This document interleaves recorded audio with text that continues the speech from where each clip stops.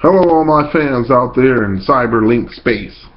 This is Big Les. This is not the guy whose name is on here. My access to computers have been terminated. Just like Arnold said, it's terminated. So I'm going to take the time that I do have left to address a reporter that I've seen on Fuse television talking about the state of hip-hop today versus the state of its origin in the 80s. She said that hip-hop in the 80s was just finding itself. Really? Oh, there I go. Finally. For a second, now look at all this. In 2013, this is the digital outlook. Anyway, yeah, I got on clothes, no wife beater, because it's cold. It's winter. Anyway, if you listen to, if I play, I don't say if, I did this. I played It's Tricky from Run DMC, Ain't No Half Steppin' from Big Daddy Kane, Stop Lookin' Listen from MC Light. I played Bring the Noise and Can I Get a Witness from Public Enemy. I played Going Back to Cali from LL. And people said, from the ages of 16 to 35, said, this dude is jamming. He got the jams on there. This is what I'm talking about. Man, come on, man. You talking about, you put on Nicki Minaj, Drake, Lil Wayne, what's his name, Kanye West, and Jay-Z. You pick one cut from each one of them and put it in a row. You're about to throw up. There's nothing in the room. There was no life in the room whatsoever. Now, I've been DJing since 1987. There was nothing in the room. No excitement. Nothing. Zero. Nada. Nilch. Because that music nowadays doesn't make you feel good. What do I get out of listening to somebody brag about what they got? Well, they're not my cousin. They're not going to give me anything. Come on, man. The music nowadays is sickening in the hour. Public Enemy. One of their CDs. It's sick. It makes your soul rotten. It doesn't even feel good. And I had the nerve to mix.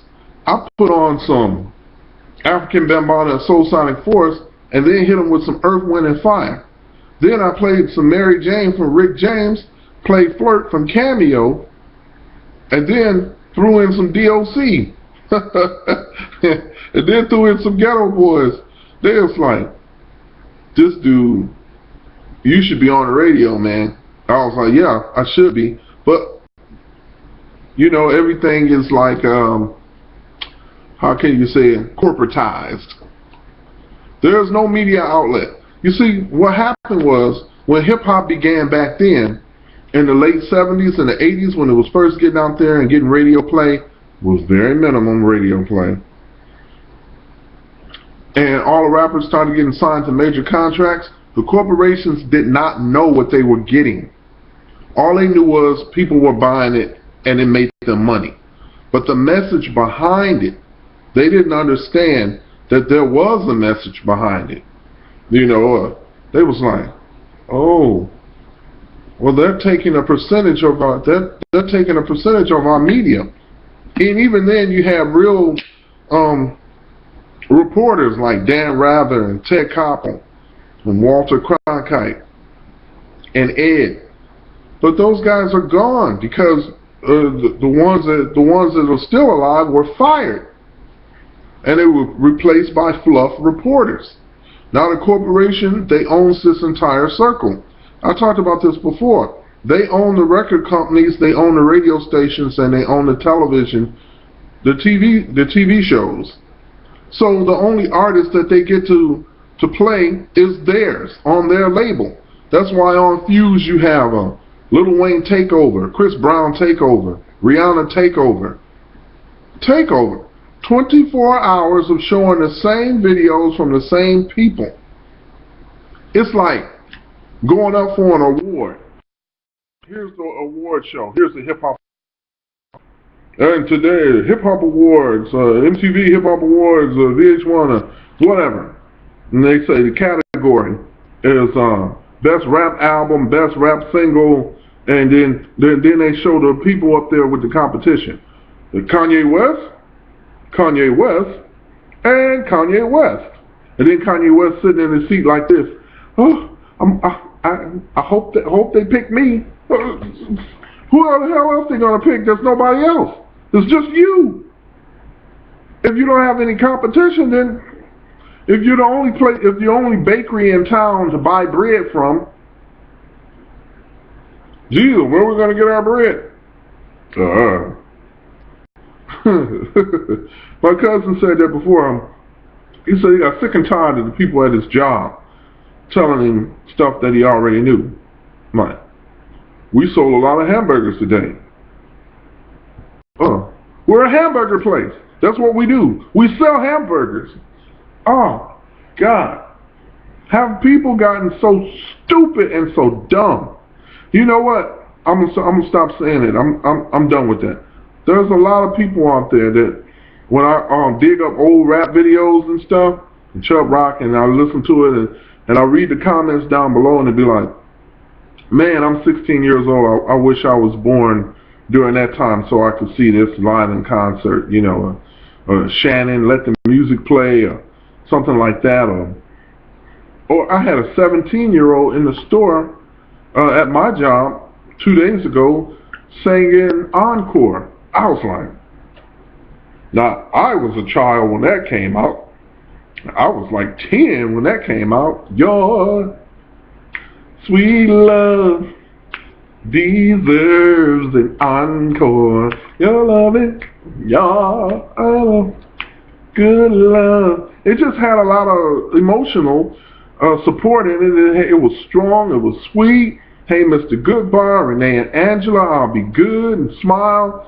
All these songs, they just had so much beautiful rhythm and heart because they took time to sit down and write every bass line and lead, and it was just magnificent, and it just didn't work out. They wouldn't do it. I mean, wow, man. You know, it's just like Led Zeppelin and Aerosmith or Queen. Or you ever listen to Another One Bites the Dust from Queen? Listen to it, put on some headphones, put on your Dr. Dre headphones and listen to every rhythm, drum beat, snare, snap. It's like you there with the drumstick in your hand. And it's so clear and beautiful.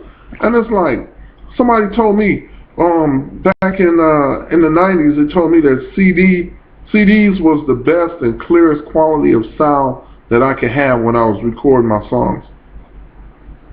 That's hogwash. Listen to the 808 kick drum behind the SOS band. Stop! Because picking up an old Gladys Knight and the Pips album from the 70s and listening to it on a clear system, woo, you can't beat that. You know, I'm looking at Nicki Minaj, The Truth.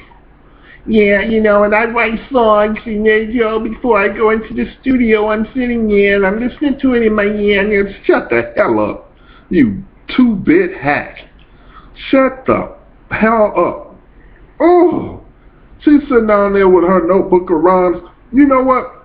Back in the days, check out a Rakim interview when they was talking about people trying to steal his lyrics. And we had to come up with graffiti. We wrote our lyrics in graffiti and hieroglyphics, so rappers out on the street wouldn't steal our lyrics and then try to use them for themselves. This was common, because every day in school there was a rap battle before first hour and at lunchtime. And I was like, oh, so-and-so was going to get you at lunch. He said he was going to get you at lunch. And I was like, and Jim Carrey. Whatever. I go in there and he have his stuff memorized from the house, and I bust a freestyle on him and just totally ruin his whole day. That's hip-hop, yo. I'm a b-boy. I don't wear skinny jeans and glasses, and I don't go with trends. I'm a b-boy, yo. Still look. Down there, 80 years old, hoodie, hat, you dig? Word. B-boy. B-boy. B-boy stance. One love. Talking about finding himself. Nigga, we had all that down. We had that down, nigga. You trying to find yourself because you keeping up with this corporate bullshit and they got your mind blown. I said I wasn't gonna cuss, I'm sorry. But anyway. One love, peace out. Old girl, whoever said that, you are totally lost. And I feel for you. Because you have a sad existence in life. Sorry.